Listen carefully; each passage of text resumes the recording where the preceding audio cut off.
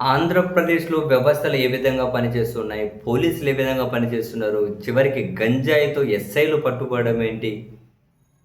ఎవరో మాఫియాతోటి mining మాఫియాతోటి private పార్టీలేంటి? ఆ private పార్టీలలో క్యాష్ పంపకాలేంటి? చివరికి మాఫియాలు, వ్యవస్థలు, ప్రభుత్వంలో ఉన్నవాళ్ళు నీకింత, నాకింత దోచుకోవడం ఏంటి?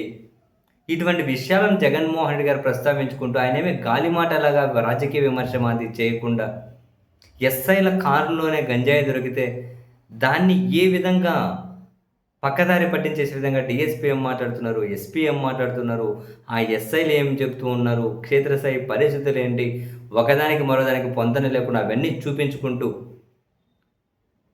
వ్యవస్థను ఎంత దారుణంగా ఉన్నదాన్ని జగన్ ప్రస్తావించిన తర్వాత నాకు ఒకటే అనిపించింది.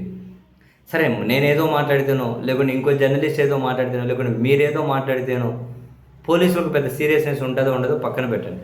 ఒక మాజీ ముఖ్యమంత్రిగా ఉండి తాను ఇటువంటి అంశాలను ప్రస్తావిస్తూ ఉన్నప్పుడు, ఇటువంటి ఎస్ఐల మీద చర్యలు తీసుకొని ఒక స్ట్రాంగ్ మెసేజ్ ఇవ్వాల్సిన సిస్టమ్ వీళ్ళని కాపాడాల్సిన అవసరం ఏమొచ్చింది అన్న ప్రశ్న మాజీ ముఖ్యమంత్రిగా జగన్ గారు లేవనెత్తినప్పుడు కనీసం పోలీసులకి ఏమనిపిస్తూ ఉండొచ్చు? ఐపీఎస్ అధికారులకు ఏమనిపిస్తూ ఉండొచ్చు? ఐపీఎస్ అధికారులు ఏమనుకుంటూ ఉండొచ్చు ఇవన్నీ చూసి? మాట్లాడుకుంటే మాట్లాడుకొని మనకేంది? మనకేమన్నారా వచ్చేది వచ్చేది వస్తే చాలనుకుంటారా? లేకపోతే ఏంటబ్బా మనం కొంతైనా రియలైజ్ అవ్వాలి. This is not fair. వ్యవస్థను మనం ఇంతగా దారుణంగా స్టెప్ డౌన్ చేయకూడదని చెప్పి ఏమన్నా రియలైజ్ అవుతారా? లేకపోతే చూసి చూడనట్లు వదిలేస్తారా?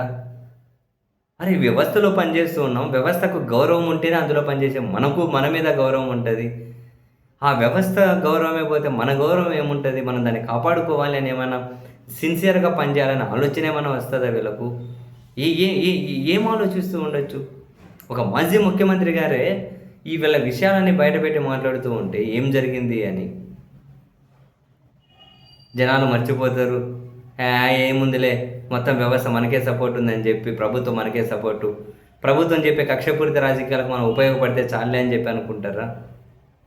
నిజంగా ఒకప్పుడు ఆగ్రహము, ఆవేశం కలిగేది వ్యవస్థను చూసి. ఇప్పుడు జాలి కలుగుతోంది. ఆ వ్యవస్థల మీద జాలి, మన మీద మనకు జాలి కలుగుతుంది. వ్యవస్థల మీద జాలి కలుగుతోంది. ఆ వ్యవస్థల్లో ఆ వ్యవస్థల కింద కదా మనము పనిచేస్తున్నాం. మన మీద మనకు జాలి. ఏమీ చేయలేని నిస్సహాయత. ఒక్కసారన్నా వ్యవస్థ వ్యవస్థలాగా పనిచేసింది. చట్టం చట్టంలాగా పనిచేసింది. రాజ్యాంగ స్ఫూర్తి కాపాడబడిందని ఒక్క దగ్గరన అనిపించొద్దా? ఏ ఒక్క దగ్గరైనా తప్పు జరిగినప్పుడు దాన్ని నిజాయితీగా వ్యవస్థ పనిచేస్తుందన్న ఆ అభిప్రాయం కూడా జనానికి కలగొద్దా?